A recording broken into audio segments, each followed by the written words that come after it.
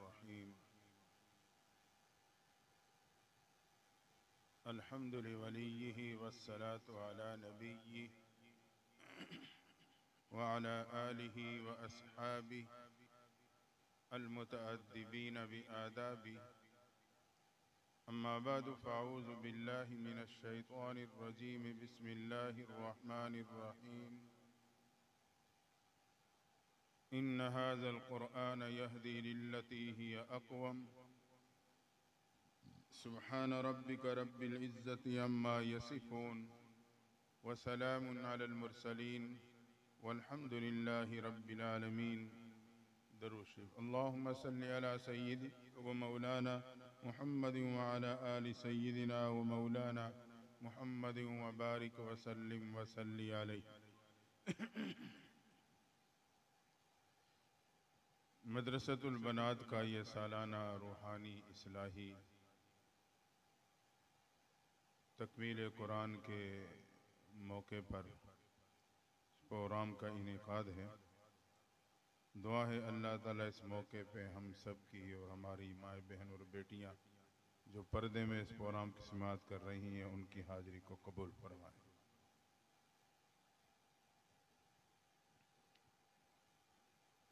अभी आप खूबसूरत अंदाज में हजरत का बयान समाअत फरमा रहे थे। मैं भी मौके की मुनासिबत से कुछ मुख्तसर सी बातें आपके सामने रखूँगा। पहली बात ये कि हमारे और आपके मदरसे की तारीख़ क्या है और मदरसे में पढ़ाने वाला निसाब जो कुरान मजीद है उसके असरात और बरक़ात क्या है। तो मदरसा ये आज की पैदावार नहीं, इसकी बुनियाद कोई डीसी और डीपीओ, वजीर, मुशीर या किसी शेख कुतुब वली और गौस ने नहीं रखी। मदरसे की बुनियाद खालिक कायनात ने खुद आलम अर्श पे रखी है। अल्लम आदम अल अस्माअ कुल्लहा सुम्मा अरज़हुम अलल मलाइका फ़क़ाल अंबिऊनी बि अस्माइ हाउला। अल्लाह ने तालीम व ताल्लुम का सिलसिला जारी किया, फिर बाकायदा इम्तिहान लिया। इम्तिहान में सिर्फ हज़रत आदम ने सही जवाबात दे के पोजीशन हासिल कर ली। अल्लाह ने पोजीशन हासिल करने के नतीजे में हज़रत आदम को इनाम के तौर पे ज़मीन की खिलाफत अता कर दी। ये सुन्नतुल्लाह है। तालीम व ताल्लुम, इम्तिहान, पोजीशन लेने पे एक बच्चे या बच्ची को इनाम से नवाजा। वहाँ से मदरसा मुंतकिल हुआ, गार हिरा में आया। इक़रा बिस्मि रब्बिकल्लज़ी खलक़। तालीम व ताल्लुम का सिलसिला जारी हुआ। वहाँ से मुंतकिल होकर ये दार अरकम में आया। सफ़ा पहाड़ी पे मदरसा है। महबूब पैगम्बर तशरीफ़ फरमा है। सिद्दीक़ अकबर एक एक पे मेहनत करके इस मदरसे में दाखिला दिलवा रहे हैं। अल्लाह की शान 37 तुलबा तकरीबन इस मदरसे में दाखिला लेके सहाबियत का मकाम पा चुके हैं। 38वें दर्जे में हजरत अल्लाह ने हजरत अमीर हमजा को इसी मदरसे का तालिब इलम बना दिया। जब अमीर हमजा मदरसे के तालिब इलम बने तो कुफर सर जोड़ के बैठा। हमारे जर्नेल उनकी शागिर्दी में जा रहे हैं। अबू जहल की सदारत में आला सतह का इजलास खाना काबा के अंदर मुनक़िद होता है कि मदरसे का रास्ता कैसे रोका जाए, कुरान की मेहनत को कैसे ख़त्म किया जाए। इजलास में फैसला हुआ कि मुसलमानों के पैगम्बर को कत्ल कर दिया जाए। अल्लाह के शान जिम्मेदारी उमर को सौंपी गई। उमर तलवार लेके मदरसे दारे अरकम की तरफ बढ़ने लगे। एक सहाबी रसूल जो ईमान ला चुके थे लेकिन मख्फी रखा हुआ था, इब्तिदाई इस्लाम में इसकी गुंजाइश मौजूद थी। उन्होंने जब उमर को इस हालत में देखा फौरन आगे बढ़ के उमर का रास्ता रोका। कहा, उमर इस हालत में कहाँ जा रहे हो? उमर ने कहा, मुसलमानों के पैगम्बर को कत्ल करने चला हूँ ताकि मदरसे और कुरान का रास्ता हमेशा के लिए बंद हो सके। सहाबी रसूल दिल ही दिल में तड़प गए। कहने लगे, उमर पहले घर जाके अपनी बहन की खबर तो ले लेना, वो भी मदरसतुल बनात में दाखिला ले चुकी है। जब उमर ने सुना जिस चीज को खत्म करने चला हूं वो पहले से ही मेरी दहलीज पे पहुंच चुकी है। और गुस्से में आके बढ़ते हुए कदमों को पलटा, अपनी बहन फातिमा बिन खत्ताब के दरवाजे पे पहुंचे। घर में बहन और बहनोई उस्ताद से कुरान पढ़ रहे थे कि दरवाजे पे दस्तक होती है। बहन ने सुनी तो जान गई भाई उमर आ गया। उस्ताद को कमरे में भेजा। मियाँ बीवी आगे बढ़े, घर का दरवाजा खोला। जैसे ही दरवाजा खुला, उमर ने गुस्से की हालत में देख के पूछा क्या कर रहे थे। दोनों ने बैक आवाज कहा कि कुरान पढ़ रहे थे। उमर ने एक जोरदार थप्पड़ बहनोई की तरफ बढ़ाना चाहा, लेकिन फातिमा बिन खत्ताब आगे बढ़ी, खावन को बचाते हुए और अपने भाई उमर का जोरदार थप्पड़ अपने चेहरे पे बर्दाश्त किया। उमर का थप्पड़ और तमाचा था, जब बहन के चेहरे से टकराया, बहन जमीन पे गिरती है, चेहरा फर्श से टकराता है, लेकिन हिम्मत करके उठ के आगे बढ़ के कहने लगी, उमर याद रखना, जिस खत्ताब का खून तेरे जिस्म में है उसी खत्ताब का खून मेरे जिस्म में है, तुम मेरे लिए निकले। ये तो बहुत ही खूबसूरत कलाम है, मुझे भी अपने पैगंबर के कदमों में ले जाओ। जब ये सुना तो सहाबी रसूल तड़प के कहने लगे, उमर तुझे मुबारक हो, तेरे पे कुरान की दरगाह का दरवाजा नहीं, कुरान के मदरसे का दरवाजा नहीं, हकीकत में तेरे पे ईमान का दरवाजा खुल चुका है। अगर हम इस कुरानी मदारिस और दीनी मदारिस के दरवाजे अपने बच्चे और बच्चियों पे खुले रखेंगे, अपने बच्चे और बच्चियों का दाखिल करवा के कुरान की तालीम दिलवाएंगे, तो अल्लाह ताला मेरे और मेरे नस्लों की ईमान की हिफाजत फरमा लेगा। उमर पहुंचे दारे अरकम के दरवाजे पर, जहां महबूब पैगंबर तशरीफ फरमाते। तुलबा का मदरसा था। दरवाजे पे दस्तक दी। अंदर की तरफ गेट पे खड़े सहाबी रसूल ने झांक के देखा, चेहरे पे परेशानी के आसार आ गए। अमीर हमजा ने वहां बैठ के देखा, भांप लिया, उठे गेट के पास आए, खड़े सहाबी से पूछा कौन है दरवाजे पे दस्तक देने वाला। सहाबी ने कहा उमर नंगी तलवार हाथ में लिए मदरसे के दरवाजे पे दस्तक दे रहा है।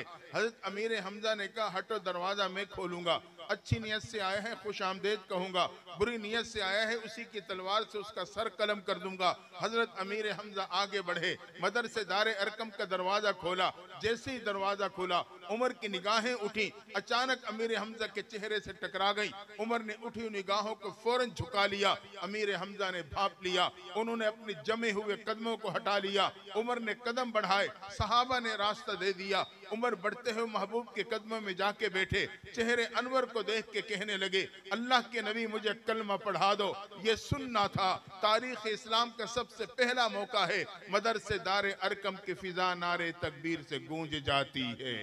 सहाबा ने अल्लाह की अजमत को बयान कर दिया, अल्लाह की किबरियाई को बयान कर दिया कि उमर भी ईमान के दामन में आ चुका है।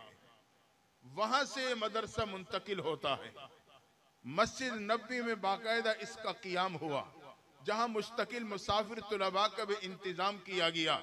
मस्जिद नबी का ये तनवर दरख्त अल्लाह ने इसकी शाखें पूरी कायनात में फैला दी। आज ये बच्चियों का मदरसा इस आबादी के अंदर, ये इस इमारत और मकान का नाम नहीं, हकीकत में मस्जिद नबी के दरख्त के उस शाख का साया है जो अल्लाह ने इस इमारत की सूरत में इस बस्ती और इस इलाके पे डाल दिया है। इसलिए हम और आप मदारिस और अहले मदारिस के साथ जुड़ जाएं, अपने औलाद को कुरान और दीन की तालीम दिलवाएं। क़यामत के दिन यही मेरे और आपके लिए अर्श के साए का जरिया बन जाएगा।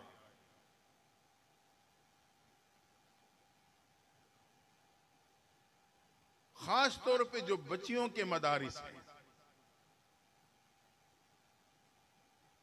हकीकत में यही ब्यूटी पार्लर सेंटर है। आज हमारे और आपके माशरे में ब्यूटी पार्लर सेंटर बने हुए हैं। उमूमी तौर पे खुशी के मौके पे लोग बच्ची को ब्यूटी पार्लर सेंटर भेज देते हैं। वहाँ एक खातून अपने हुनर के मुताबिक उसके चेहरे पे मुख्तलिफ रंग चढ़ाती ताकि इसका हुस्न दोबाला हो जाए। खावन के सामने जाए तो पहली नजर में उसकी महबूब बन जाए, लेकिन वो हुस्न पानी पड़ने से जायल हो जाता है, पसीना आने से जायल हो जाता है। हकीकी ब्यूटी पार्लर सेंटर ये बच्चियों के कुरानी और दीनी मदारिस हैं, जहां उन पे कुरान के रंग में रंगा जाता है, जहां उन्हें दीन के जेवर से आरास्ता किया जाता है। यह हुस्न वो हुस्न है, न पानी पड़ने से जायल होता है, न पसीना आने से जायल होता है।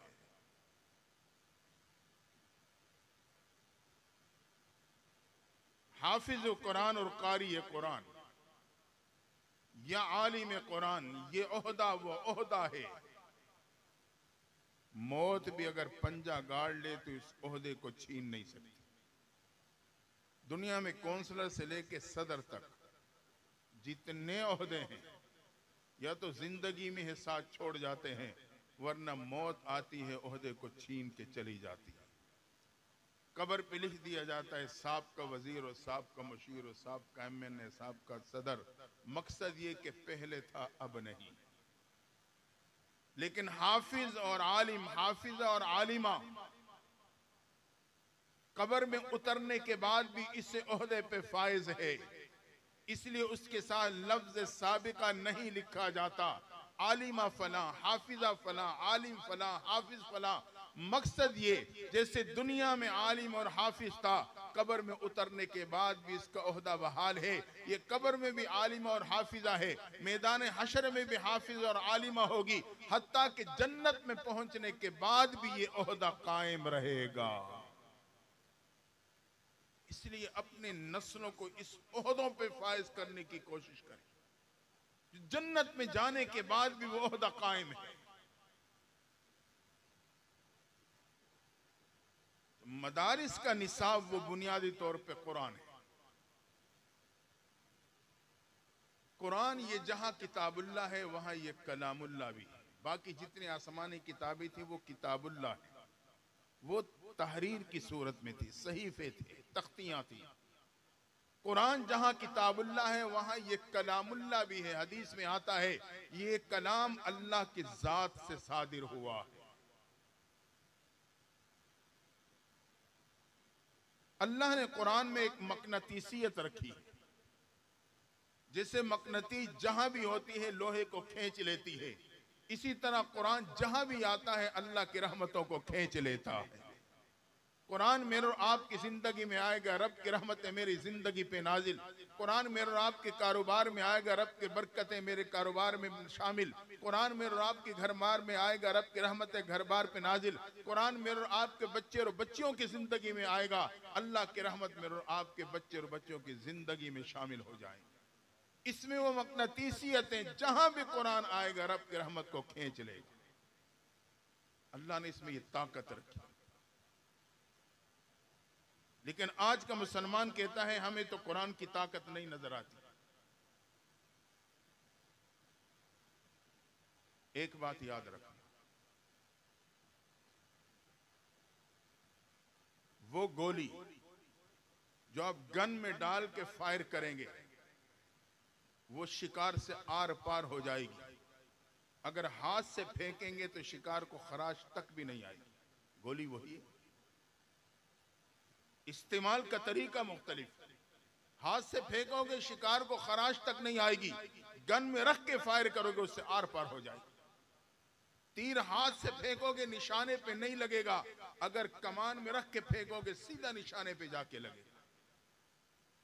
आज का मुसलमान या माँ बहन और बेटी कहती है कुरान की बरकतें, कुरान की ताकत कैसे मालूम होगी? कुरान को अगर हम ताकचों में ही रखेंगे तो हमें इसकी ताकत का पता नहीं चलेगा।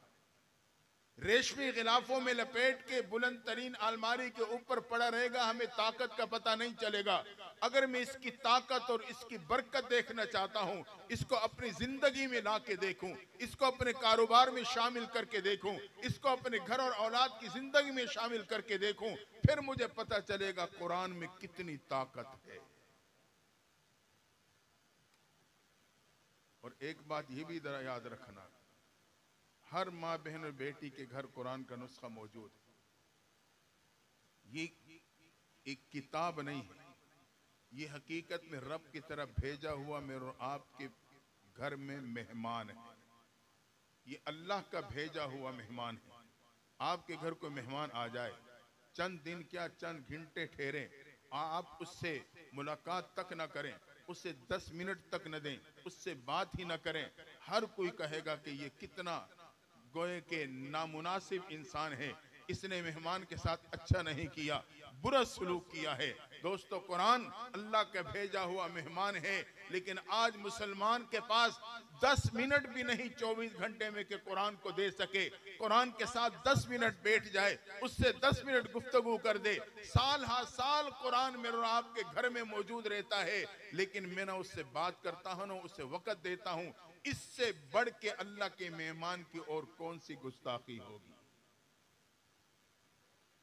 जिसने मेहमान भेजा होता है फिर वही नाराज होता है। इसलिए हम इसको अल्लाह का भेजा हुआ मेहमान समझें। 24 घंटे में कुछ न कुछ वक्त उसको जरूर दें। ये जो आजकल जिद्दत पसंदी आ गई ना, मोबाइल निकाल के कुरान की तिलावत करने लग जाता हूँ, सूरह यासीन पढ़ता हूँ। कुरान का नुस्खा उठाएं। कुरान को हाथ लगाना भी पाकी की हालत में इबादत है। कुरान का देखना भी इबादत है, पढ़ना पढ़ाना भी इबादत है, सुनना सुनाना भी इबादत है। हम कुरान का नुस्खा हाथों में लें और देख की तिलावत करें, फिर उसकी बरकत हम और आप देखें। हदीस में आता है, जैसे दुनिया वालों के लिए आसमान के तारे चमकते हैं, इसी तरह आसमान वालों के लिए जमीन पे वो घर चमकते नजर आते हैं जिसमें कुरान की तिलावत हो रही होती है। मेरी माँ, बहन और बेटी अपने घरों को कुरान की तिलावत से रोशन रखें। खुशकिस्मत हैं वो मस्तूरात जो घर में कुरान की तिलावत किया कि पूरे एक मदरसे का नज़म है, पूरे बच्चियों की क्लास है और दिनों रात वो उसी पे मेहनत, उसी की फिक्र में लगी हुई। एक सहाबी रसूल हैं, अपना वाक़या बयान करते हैं कि मैं रात के आखिरी हिस्से में उठा, सहन में सोया हुआ था, एक छोटा बच्चा भी मेरे साथ लेटा हुआ था। उसी सहन में थोड़े से फासले पे जिहाद में इस्तेमाल होने वाला घोड़ा बंधा हुआ था। रात के आखिरी हिस्से में उठा, तहज्जुद अदा की, कुरान की तिलावत शुरू की। तिलावत करते करते तबीयत मचली तो मैंने बुलंद आवाज से तिलावत करनी शुरू कर दी। जब बुलंद आवाज से तिलावत शुरू की तो क्या देखा, आसमान से एक नूर का गोला वो नीचे आ रहा है। इतना करीब आ गया कि घोड़ा उसे देख के भिदकने लगा। मैंने इस खौफ से कि जानवर बच्चे को नुकसान न पहुंचा दे आवाज को पस्त कर लिया। नूर का गोला दोबारा बुलंदों की तरफ चला गया।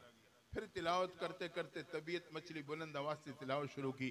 फिर वो नूर का गोला करीब नीचे आया, जानवर बच्चे को नुकसान न पहुंचा दे इस खौफ से फिर मैंने आवाज को पस्त कर लिया।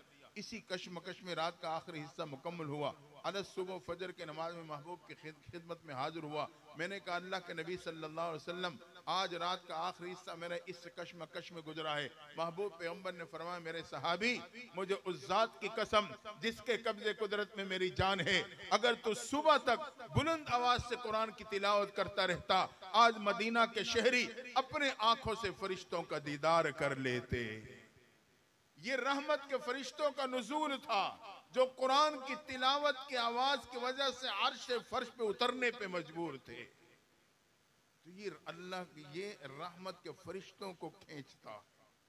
तो जब घर में तिलावत होगी तो रहमत के फरिश्तों को नुज़ूल नहीं होगा, बरकतें आएंगी, तंगदस्तियां खत्म होगी, औलाद फरमा बरदार बनेगी, घर में अज़दिवाजी जिंदगी में सुकून आएगा। अल्लाह ने हमें और आपको वो नुस्खा दे रखा है, लेकिन मेरी बहन उसे छोड़ के दर दर पे फिरती है। अज़दिवाज जिंदगी में परेशानी का शिकार है। कहीं हिसाब किताब करवा, कहीं फाल निकलवा, कहीं मालूम नहीं आसमान के सितारे लड़वा, किस किस खातों में पड़ गई। इसी कुरान से अगर मैंने अपने ताल्लुक मजबूत कर लिया, अल्लाह ताला मेरी तमाम परेशानियों को खत्म फरमा देंगे। और दूसरी बात, कुरान अजीम है, अपने से ताल्लुक और मोहब्बत करने वाले को भी इज्जत और अजमतें दिलवा देता है।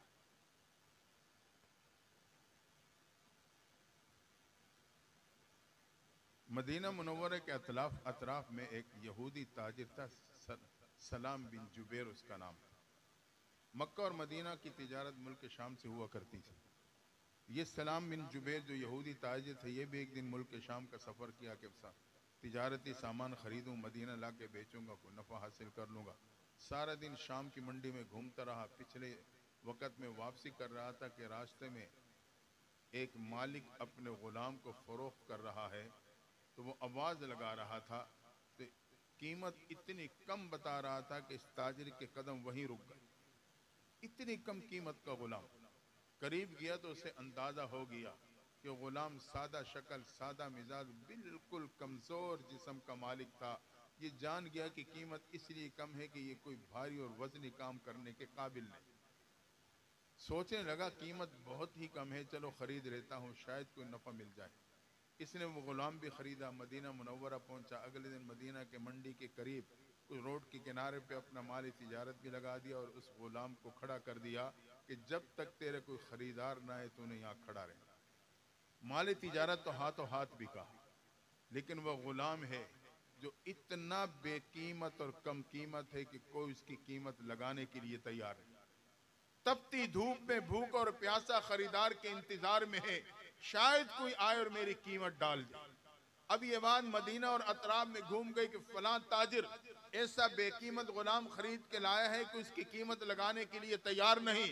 एक दिन, दो दिन, तीसरे दिन आया।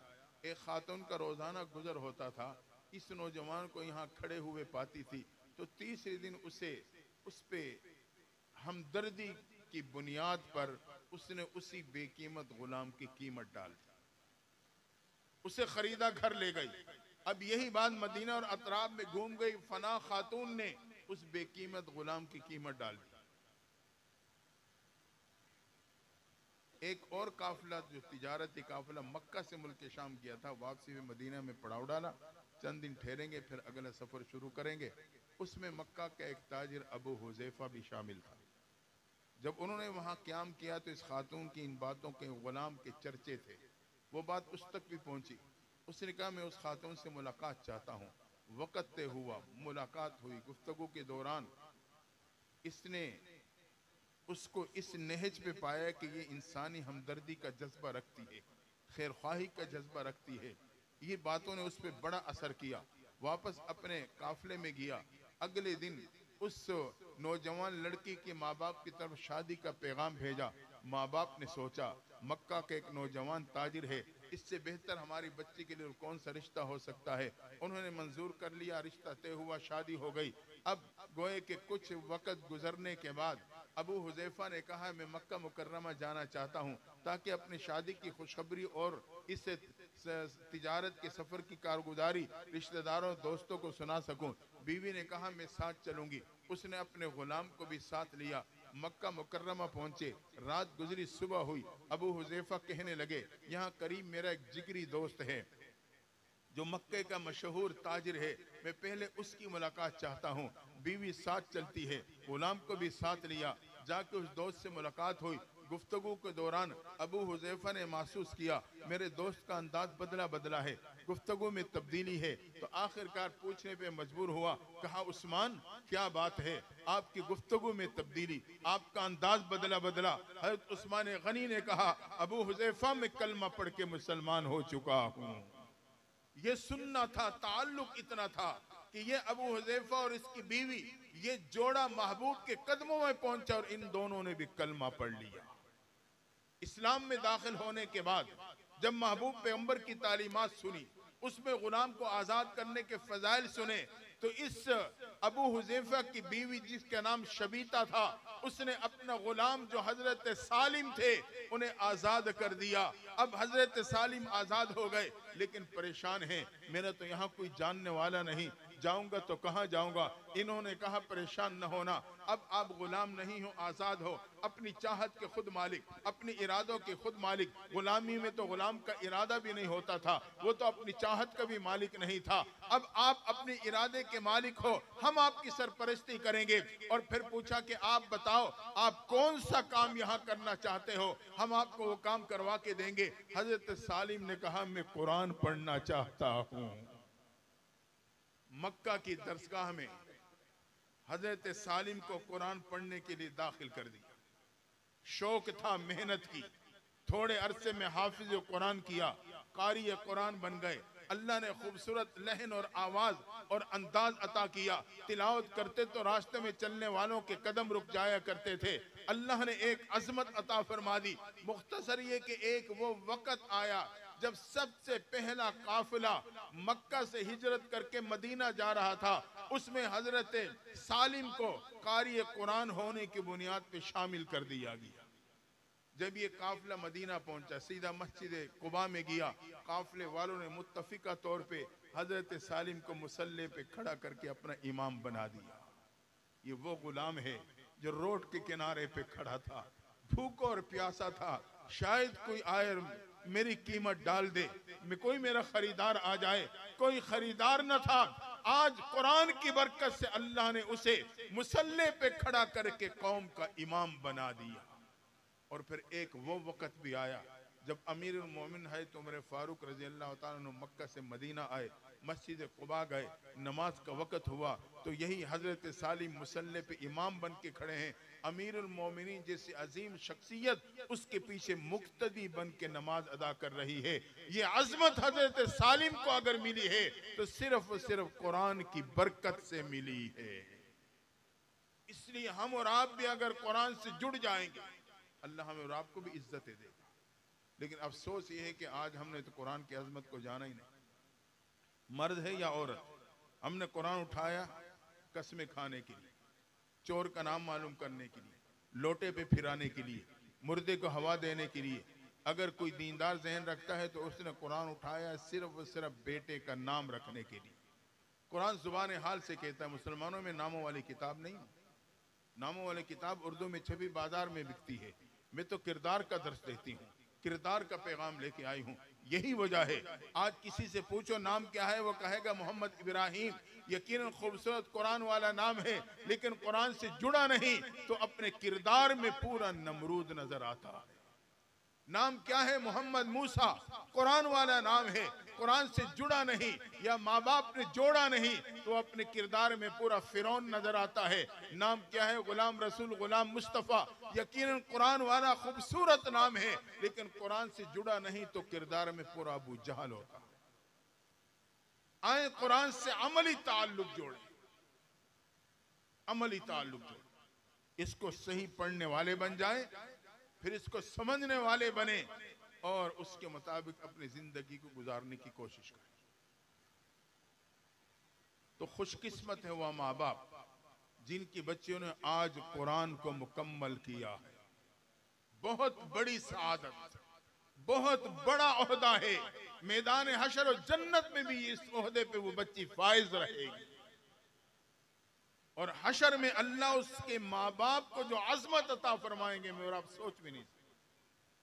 सूरज से ज्यादा चमकता हुआ ताज उसके माँ बाप के सरों पे सजा दिया जाए। कितनी बड़ी अजमत है। कोशिश करें कि कोई घर ऐसा ना हो जिसमें हाफिजा या हाफिज कुरान बच्चा ना हो। कुरान से मामू कमजोर से कमजोर ताल्लुक भी ये मेरे आपकी हिदायत का जरिया बन जाता है। ये बात याद रखना,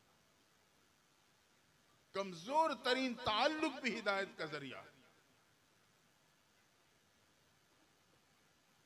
एक मुसलमान नौजवान पाकिस्तान से मगरब ममालिक में गया, किसी दफ्तर में मुलाजिमत हो गई। उस दफ्तर में एक ईसाई लड़की भी मुलाजिमत करती थी। चंद दिनों बाद इनके आपस में हाय हेलो का सिलसिला शुरू हुआ। वक्त गुजरता गया, उस नौजवान ने आखिरकार उससे कहा कि मैं तेरे से शादी करना चाहता। दोनों का ताल्लुक बन चुका था। लड़की ने कहा मेरा बाप ईसाई पादरी है, मिजाज में बहुत सख्त है, उसकी इजाज़त के बगैर मैं कदम नहीं उठा सकती। जब मौका मिलेगा तो बात करके देखूंगी। वक्त गुजरता गया। एक मोड़ पे जाके लड़की को मौका मिला। बाप से उसने हल्के अंदाज में बात की, कान में बात डाल दी। बात कुछ चलती रही। आखिरकार बाप समझ गया कि बेटी की भी कभी रुझान नजर आता है। बाप ने कहा उस नौजवान को बुलाओ, मैं उससे 2-3 बातें करूंगा, अगर वो मान जाए तो मैं ये शादी कर दूंगा। अगले दिन उसे बुला लिया। लड़की के बाप ने कहा कि मेरी पहली शर्त यह है, जिस दफ्तर में काम करते हो वहां की मुलाजिमत छोड़नी होगी। उसने कहा मुझे कबूल। दूसरी शर्त यह है कि अपनी कम्युनिटी का माहौल तर्क करना होगा। रिश्तेदार, अजीज व अकारिब, दोस्त अहबाब ताकि उन्हें पता ही ना चले कौन था और कहां गया। हमारे इलाके में आके यहां अपनी मुलाजिमत को इख्तियार करना पड़ेगा। उसने कहा, ये भी मंजूर। तीसरी शर्त यह है कि इतवार के दिन हम चर्च में जाते हैं इबादत के लिए, आपको हमारे साथ जाना होगा। उसने कहा, मुझे मंजूर है। तीनों शराइत उसने मान ली। रिश्ता हो गया, घर दे दिया, ये उस घर में रहने लगे। कुछ ही दिनों में उस इलाके में मुलाजिमत हो गई। अजीज व अकारिब दोस्त अहबाब तलाश कर करके 3 साल का अरसा गुजरा, नौजवान की कोई खबर न मिली कि जमीन निकल गई या आसमान उचक गया। अल्लाह की शान, 3 साल बाद यही नौजवान अपने पहले उस वाले इलाके की मस्जिद में वुजू करते हुए इमाम साहब को नजर आया। इमाम साहब ने कहा, पता नहीं ये जमीन से निकला, आसमान से टपका, कहां से आ गया। कारी साहब समझदार से उस पर नजर रखी, उसने वुजू किया, नमाज पढ़ी और फिर कारी साहब ने उसे अपने हुजरे में बुलवा लिया, चाय मंगवाई, चाय पिलाई, इकराम किया। फिर उससे पूछा कि नौजवान तो कहां गया था। तलाश कर करके अजीज वकारिब दोस्त अहबाब मायूस हो गए थे। 3 साल का अरसा गुजरा, कहां रहा। उस नौजवान ने कारी साहब को अपना वाकया सुनाया जो मैं आपको सुनाना चाहता हूं। उन्होंने कहा, कारी साहब इस तरह फला दफ्तर में मुलाजिमत करता था, एक ईसाई लड़की भी मुलाजिम थी, ताल्लुक बना, बात आगे बढ़ी, ये शराइत मेरे पे रखे गए, हमारी शादी हो गई। इस शराइत की बुनियाद पे गोए कि हमारा शादी हुई, घर मिल गया, वहां रहने लगे। इसलिए मेरा ताल्लुक बिल्कुल पीछे से मैंने काट दिया था। कहते मेरे पास एक कुरान का नुस्खा था, वो नौजवान बताता है। मैं घर में सामने इस तरह ताकचे में कुछ और ईसाई की किताबें पढ़ी थी, वहां ऊपर मैंने कुरान भी रख दिया। रोजाना सुबह नाश्ता करके जब दफ्तर के लिए मुलाजिमत के लिए निकलता तो अचानक नजर उठती, कुरान पे पड़ जाती। मेरे दिल में एक बात घूमती कि मेरे रब का सच्चा कलाम है। बस ये बात मेरे दिलो दिमाग में आती, मैं चले जाता दफ्तर में। शाम को जब फिर घर लौटता तो फिर अचानक नजर उठती तो कुरान पे पड़ जाती। फिर यही बात मेरे दिलो दिमाग में घूमती कि मेरे रब का सच्चा कलाम है। कहते वक्त गुजरता कि एक दिन दफ्तर से शाम को आया घर, तो नजर उठी तो वहां कोई किताब नहीं। बीवी से पूछे, यहाँ कुछ किताबें पड़ी थी, कहाँ गई। उसने कहा, मैंने घर की आज सफाई की थी, किताबें बगैर जरूरत के पड़ी थी, मैंने उठा के सारे बाहर कूड़े के डब्बों में फेंक दी। कहा जब उसने ये कहा तो मैं तेजी से उठा, दौड़ा बाहर की तरफ।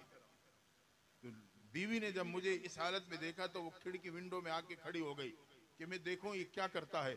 मैंने जाके कूड़े के डब्बों से किताबें निकालता रहा, कुरान को तलाश किया, कुरान मिला, उसे साफ करके चूमा, आंखों से लगाया, सीने के साथ लगा के बड़े अकीदत के साथ उसको कुरान को लेके अपने घर आया। अब बीवी सारा मंजर देख रही है। जब कुरान को लेके घर आया तो मुझे बीवी ने कहा, क्या तेरे में अभी भी मुसलमानों वाले जरासीम खत्म नहीं हुए। ये कह के गुस्से में आके बीवी ने अपने पर्स उठाया और कहा, मैं अपने बाप को बताने जा रही हूं। तो मैंने भी गुस्से में आके कुरान उठाया और मैंने कहा, मैं भी अपने रब को मनाने जा रहा हूं। कारी साहब वापस आ गए। अब कितना कमजोर ताल्लुक था कुरान से, लेकिन उसकी हिदायत का जरिया बन गया। तो आए इस कुरान से ताल्लुक जोड़े, इसे कसमों के लिए न रखें, खत्मों के लिए न रखें। इसको सही पढ़ने वाले, पढ़ाने वाले बने, इसके हलाल हराम को जाने, जायज नाजायज को समझे। यही कुरान कब्र में भी मेरे और आपके लिए रोशनी का जरिया बनेगा। मैदान हशर में मेरे और आपका बड़ा मजबूत वकील बन के अल्लाह की अदालत में पेश होके मेरे और आपकी शिफात करवाएगा। तो ये जिंदगी के लम्हात जो मेरे और आपके पास मौजूद हैं, इससे फायदा उठा के कुरान से दोस्ती लगा लें, कुरान को अपना दोस्त बनाएं। मर्द हैं या मस्तूरात हैं, ये अगले सफर में मुझे और आपको काम दे। और अपनी नस्लों को हाफिज कुरान बनाएं, वरना पता क्या होगा, औलाद कब्र में दफना के आ जाएगी और फिर मोहल्ले में घूमेगी, पड़े हुए कुरान इकट्ठे करेगी। ये क्या बात है।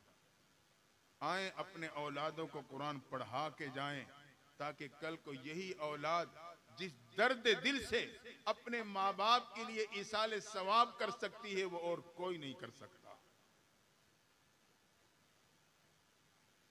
सिर्फ दुनियावी जरूरत की फिक्र करते हैं, कब्र की भी फिक्र करें। एक कुरान को मजबूती से थाम लें, खुद भी जुड़ जाएं, औलाद को भी जोड़ लें। घरों में कुरान की तिलावत का एहतमाम करवाएं, थोड़ा ही सही, लेकिन रोजाना मेरे घर में कुरान खुले। एक रुकू क्यों ना हो, कि कुरान खोल, घर में जब कुरान खोलेगा तो अल्लाह की रहमतें मेरे और आपके घर में आ जाए। जैसे कि तिलावत के लिए कुरान खोलेंगे घर में, ये रहमतों को खींच ले। आज घर घर में उलझने हैं, परेशानियां हैं, बेसुकूनियां हैं, मालूम नहीं किस किस परेशानियों में मुब्तला हैं। मैं आपको बता नहीं सकता, ऐसे ऐसे फोन आते हैं, सोचे पे मजबूर हो जाते हैं कि घरों में बीवियां कितनी दफा जिंदा होती और कितनी दफा मरती होंगी।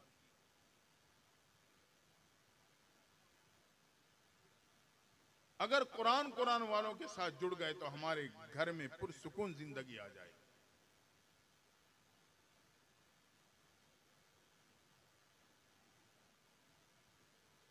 कुरान की बरकत से घर मोहब्बतों से भर जाएगा।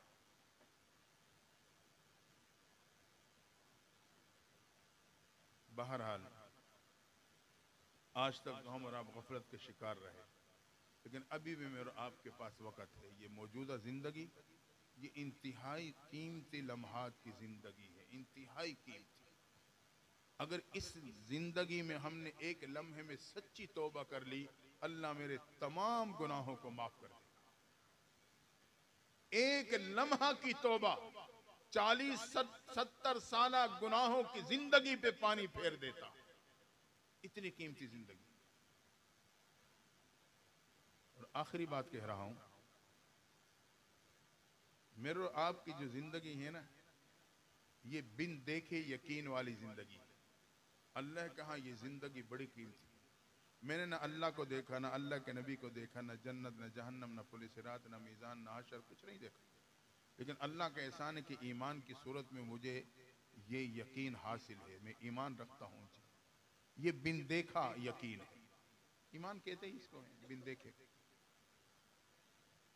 और अल्लाह को ये इतना पसंद आता है कि इस बिन देखे यकीन की वजह से अल्लाह ईमान वाले पे जन्नत को बिल्कुल सस्ता कर देता। आप सोचेंगे आखिर कितनी सस्ती हो जाएगी। हमने तो सुना है वो नेमतें, उसके बारे में तो दुनिया में हम सोच भी नहीं सकते। मैं बताता हूँ कितनी सस्ती हो जाएगी। मुट्ठी जो रब के नाम पे दोगे, अल्लाह उसके बदले में जन्नत दे देगा। फिर नौजवान के जहन में बात आएगी कि जन्नत इतनी कम कीमत है, मुट्ठी जो के बदले में मिल जाती है। याद रखना, जन्नत कम कीमत नहीं है। हकीकत में अल्लाह के यहाँ ईमान वाले का बिन देखा यकीन बड़ा कीमती है। हारून रशीद का जमाना है।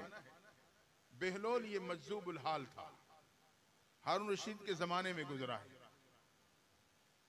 मजजूब पता है किसे कहते हैं? एक तो आजकल हमने और आपने बना रखा है ना, जो नंबर देता है, नंबर लग जाए तो मैं कहता हूँ जी पहुंची हुई सरकार थी। मजजूब है जी। मजजूब हराम काम पे नहीं लगाता, हराम रास्ता नहीं दिखाता। मजजूब जज़ब से है। अल्लाह की मारिफत में परवाज करते करते करते करते वो अल्लाह के इतना कुर्ब पा लेता है कि उस कुर्ब की वजह से अल्लाह की मारिफत की तजल्लियात की ताब न लाते हुए दिमाग खो बैठता है। इसको कहते हैं मजजूबुल हाल। तो बेहलोल ये मजजूबुल हाल था। हारून रशीद के साथ जो आमना सामना होता, बड़ी हिकमत भरी नसीहतें किया करता था। हारून रशीद भी उसे बड़ी अहमियत देता था उसकी बातों को। एक दिन मामूल के मुताबिक हारून रशीद दिन के आखिरी हिस्से में चहलकदमी के लिए दरिया के किनारे पे निकला। पीछे उनकी बीवी जुबैदा भी चल पड़ी। हारून रशीद थोड़ा आगे गया तो क्या देखा, दरिया के किनारे पे गीली रेत पे बेहलोल बैठा है और बच्चों की तरह मकान बना रहा है। एक वक्त था, आपने भी बनाए होंगे या देखा होगा, बच्चे रेत में मकान बनाए। अब तो खेलों का रुख ही तब्दील हो गया। तो बच्चों की तरह गीली रेत में बैठा मकान बना रहा है। जब हारून रशीद ने बेहलोल को देखा तो कदम तेजी के साथ बढ़ाए, करीब गया। कहा बेहलोल क्या कर रहे हो? बेहलोल ने देखा हारून है। कहा हारून, जन्नत के मकान बना रहा हूं। क्या करोगे? कहा बेचूंगा। कितने का दोगे? 1 दीनार का। अब हारून रशीद ने समझा मजजूबुल हाल है, अल्लाह के मोहब्बत में फना, आखिरत की फिक्र में मगन, अपनी कैफियत में लगा हुआ है। सुनी ना सुनी की और कदम बढ़ाए हारून रशीद आगे निकल गया। इतने में जुबैदा पहुंच गई। बेहलोल क्या कर रहे हो? ये जन्नत के मकान बना रहा हूं। क्या करोगे? बेचूंगा। कितने का दोगे? कहा 1 दीनार का। बाज दफा कोई नादा शख्स हो या बच्चा हो, वो कोई बात कह दे, हम उसकी हकीकत को पहुंचे या ना पहुंचे, हम उसकी बात पूरी कर देते हैं। तो जुबैदा ने दीनार निकाला, कहा बेहलोल के हाथों में थमा दिया। फरमाया लो बेहलोल, एक मकान मेरा। कदम आगे बढ़ाया, जुबैदा भी आगे निकल गई, मियाँ बीवी का राउंड मुकम्मल हुआ, घर पहुंचे, खाना खाए, नमाज पढ़ी, सो गए। उसी रात हारून रशीद ने ख्वाब देखा, जन्नत का मंजर है, आबशारें हैं, मरगुजारे हैं, खूबसूरत किस्म की नहरें जारी, बेहतरीन किस्म के महल्लात हैं। हत्ता के एक महल पे नजर पड़ी, इंतहाई हसीन और जमील महल। तो क्या देखा, उस महल पे जुबैदा का साइन बोर्ड लगा हुआ था, बेटे जुबैदा। हैरान हुआ, मेरी बीवी का इतना खूबसूरत महल। तो ख्वाब में ही इरादा किया कि अंदर दाखिल होके देखूं। जब उस महल के गेट में ख्वाब में पहुंचा, दाखिल होने के लिए कदम उठाया, तो गेट पे खड़े हुए फरिश्ते सिक्योरिटी गार्ड ने हारून रशीद को रोक लिया। कहा, हारून, सिवाय जुबैदा के कोई अंदर नहीं जा सकता। उसका ख्वाब ने रोकना था कि हारून की आंख खुल गई। अब आंख का खुलना था कि ये गुमसुम, बेकरार, परेशान, डिप्रेशन का शिकार, कि हारून तूने तो अपनी किस्मत पे खुद टांग मार दी, सब कुछ तूने तबाह कर दिया, तूने तो अपनी किस्मत को बर्बाद करके रख दिया। इंतहाई परेशानी और डिप्रेशन का शिकार है, पूरा दिन खामोशी में गुजारा, न खाना, न पीना, न बोलना, न चालना। चहलकदमी का वक्त आया तो खामोशी के साथ तने तनहा चहलकदमी पे निकल गया। अल्लाह की शान, दरिया के किनारे पे जा रहा था, कल की तरह उसी जगह पे बहलोल को फिर पा लिया। जहन में बात आई, हारून कल नहीं तो आज सही। आगे बढ़ा, बहलोल क्या कर रहे हो? जन्नत के मकान बना रहा हूं, जान में जान आ गई, काम बन जाएगा। क्या करोगे? बेचूंगा। कितने का दोगे? बहलोल ने हारून को देखा और कहा, हारून, आज इसकी कीमत पूरी दुनिया की सल्तनत है। हारून के कदमों से जमीन खिसक गई। बहलोल कल तो इसकी कीमत 1 दीनार बताता था, आज पूरी दुनिया के सल्तनत बताता है, जो किसी इंसान की ताकत में नहीं। बहलोल ने कहा, हाँ हारून, कल अल्लाह पे बिन देखा यकीन किया गया था, आज तू सब कुछ देख कर आ रहा है। अब अगर जन्नत चाहिए तो पूरी दुनिया की सल्तनत ले आ। मालूम हुआ कि ये बिन देखा यकीन रब को इतना पसंद है कि अल्लाह ताला जन्नत बिल्कुल सस्ती कर देता है। यही तो वजह है, छोटी छोटी नेकियों पे जन्नत मिलती है, छोटी छोटी नेकियों पे जन्नत। रास्ते में चलते हुए किसी रोड और छिलके को हटा दिया कि किसी मुसलमान को तकलीफ न पहुंचे, जन्नत मिल जाएगी। यतीम बच्चे के सर पे शफकत का हाथ फेरा, जन्नत मिल जाएगी। अपने ही बच्चे को कुरान और बच्चे को कुरान का हाफिज कुरान बना दिया, अल्लाह ताला जन्नत अता कर देगा। तो ये बिन देखे यकीन वाली जिंदगी अल्लाह के यहाँ इतनी अहम है कि अल्लाह ताला बिल्कुल जन्नत को सस्ता करके रख देता है। दुआ है अल्लाह ताला हमें और आपको इस मौजूदा जिंदगी से फायदा उठाने की तौफीक अता फरमाए और हम सबको अमली जिंदगी गुजारने की तौफीक नसीब फरमा दे। इस इदारे को अल्लाह ताला मजीद कबूलियत अता फरमाए। व आखिर दावाना।